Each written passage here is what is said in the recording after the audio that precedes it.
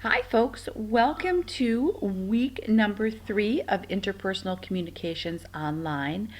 Week number 3 is September 8th through September 12th. I am going to also talk a little bit about the following week, week number 4, because I do want to get you up and running on that perception interview that is due on Wednesday, September 17th. So I'm going to combine week number 3 and week number 4 with this video, simply because I know some of you will start working right away on the perception interview. So I want to give you a little bit of guidance and some help on that. I do have to say, I'm recording this on Friday morning, September 5th, and I had a chance yesterday to go in and read all of your VARC self-introduction postings and to read your expectations and scavenger hunt Dropbox assignments that you did. So both of those are graded. Remember, those were worth 2.5 points each. So those are now recorded in your D2L grade section. And I have to say I was really impressed. Out of both of my sections, I have 2 sections of online, which is 20/50/32 and 20/50/30. And out of both of my sections, which is 60 students, I only had 3 students who did not complete both assignments. So I'm very impressed with that. And as hopefully you are learning, especially those of you who are new to online classwork, the most important thing is that you keep up with the schedule and you watch to see when due dates are. So way to go, group. That's very encouraging to have that strong of a start in the semester. Hopefully you're settling into the textbook and it's proving to be a wonderful resource for you. I really do like the way that the chapters are laid out, or as they're organized around learning outcomes or learning objectives. So hopefully you're finding the organization makes sense for you. I'm also hoping that as you're getting ready, and I know a lot of you have already taken the first quiz that is due tonight, as you're preparing and getting ready to take quizzes, hopefully you're using all of the resources available. And again, remember, I do have a document under the content section that kind of goes through a recommended 5-step approach for getting ready and preparing for quizzes. I can't encourage you enough to use the Cengage CourseMate website, especially the flashcards, the games, the vocabulary. There's just so much good help there to help you prepare for these quizzes. So hopefully everything is going along well. If you have any questions, any concerns, please remember that no question is a dumb question. That's what I'm here for. And I want to make this course as interactive as possible for you. So please, if you have any concerns or need any help, please reach out and email me. The other thing is also remember that I'm happy to look at anything, any written assignments before you upload them.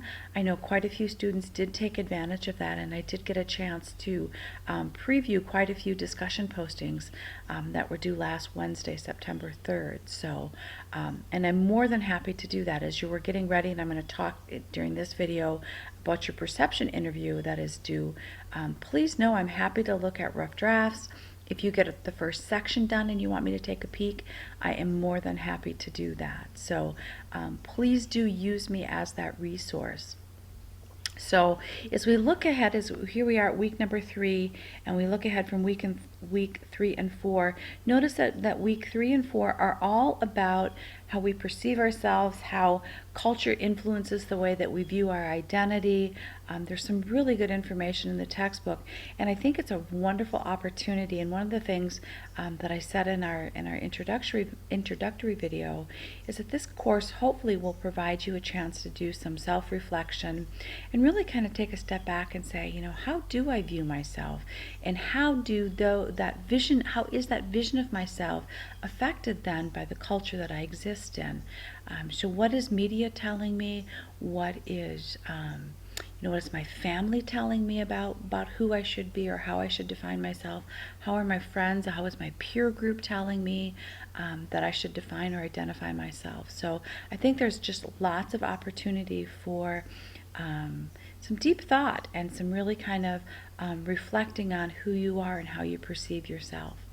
So just kind of to look ahead here at due dates, We are going to be reading chapter 2 next week, which is all about perception and self. It's so fascinating to look at how we perceive things differently and how we go through life just assuming that the way that I see and hear and perceive things is the same way that somebody sitting to my right or my left sees and perceives things, when in fact we know that there really is no one reality, that we all create our own reality based on our own perceptions. So fascinating stuff in this chapter about perception. For next week, all you have to do is a quiz, which is quiz number 2 over chapter 2, which is due by 11:59 on Friday, September 12th. But here's what I want to encourage you to do. Although you only have a quiz, no discussion posting, I want to encourage you to start working on this perception interview that is due on Wednesday, September 17th. Simply because this is your first writing assignment, and it does require, again, some self-reflection and thought, and it does require that you interview 2 other people. So if you get started on it this week, doing your interviews, kind of getting your rough draft together, it gives you a little bit more of an opportunity to really spend time on your writing. Now remember, folks, and I did make a couple of comments on this on your VARC and self-introduction posting, is that when you write for my class, it does have to be at a college level writing. Which means that I'm expecting no spelling errors, I'm expecting no mechanical capitalization, punctuation. All of that needs to be at a college level writing. So if you struggle a little bit with any of those things related to writing, I do really want to encourage you to seek out the folks in the Learning Resource Center. There's a Learning Resource Center on both campuses, one on the Eden Prairie campus, one on the Brooklyn Park campus, and they are wonderful. They will help you with any of the writing challenges that you are experiencing. I always tell my students this is the one time in your adult life that you will have somebody who, free of charge, because you already paid for it when you paid your tuition, but free of charge will give you writing, tutoring, and help.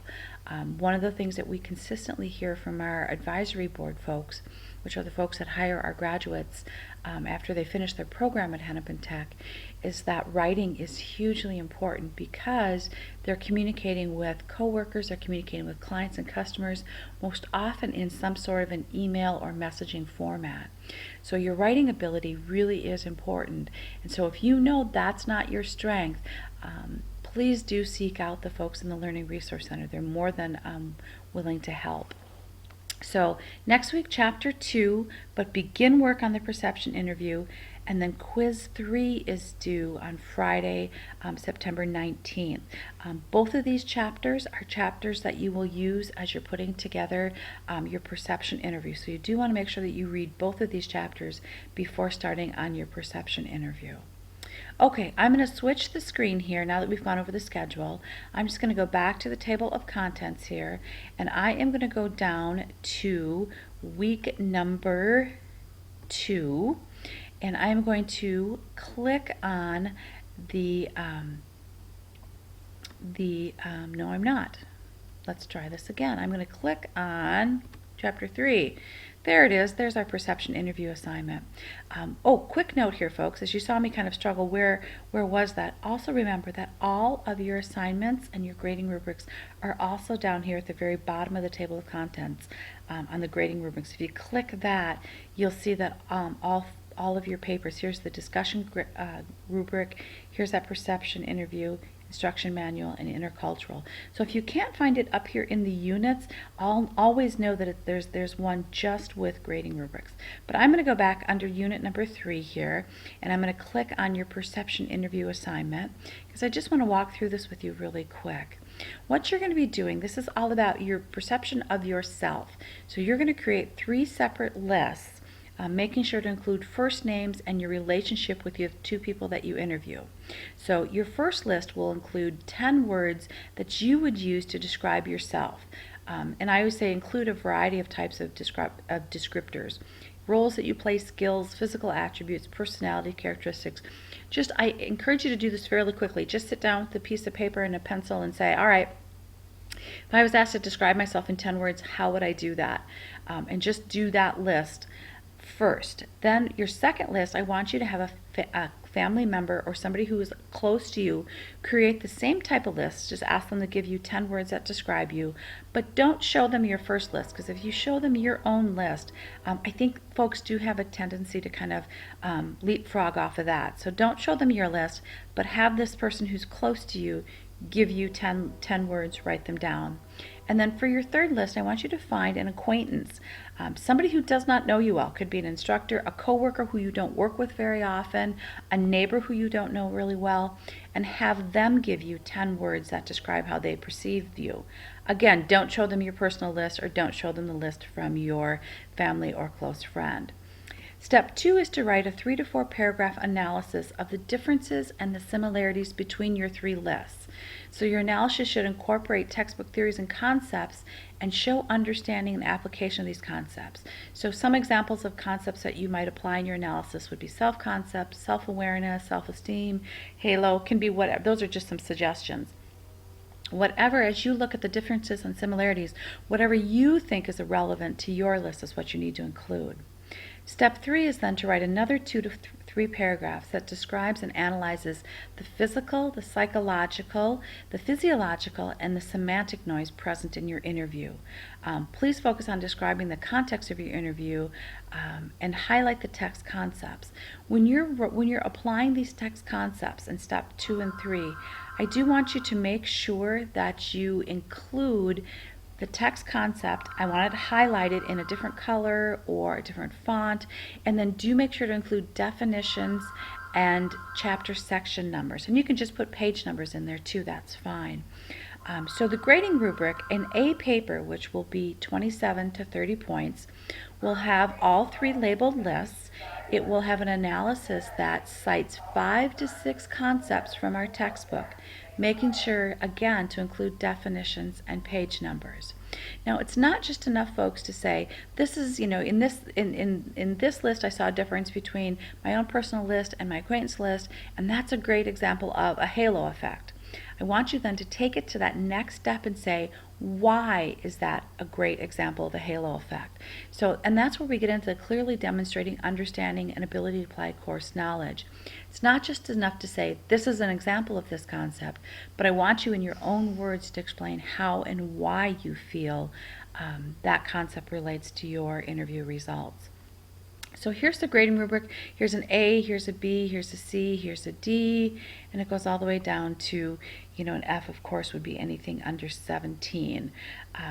This assignment helps you to demonstrate the course goal number 1, identifying the elements, and course goal 5. And I try to link your assignments back to our course goals just so that you have a sense of how each of our assignments links back to the overall goals for the course. So you don't need to do anything with this, it's just there for your information. So again, you're going to have 3 lists that you are going to create, and you are going to label with names and relationships. First list is your list of yourself, second list is your family member, and the third list is an acquaintance who does not know you well. After you put those 3 lists on your paper, you're going to start out with a 3 to 4 paragraph analysis of the differences and similarities, making sure you apply concepts, theories and concepts. Make sure that you have definitions and page numbers, just like what you're doing in your discussion postings. The next thing you're going to do is write 2 to 3 paragraphs that describe and analyze the context, physical, physiological, psychological, and semantic noise as well. Again, making sure you highlight the text concepts, include definitions and page numbers.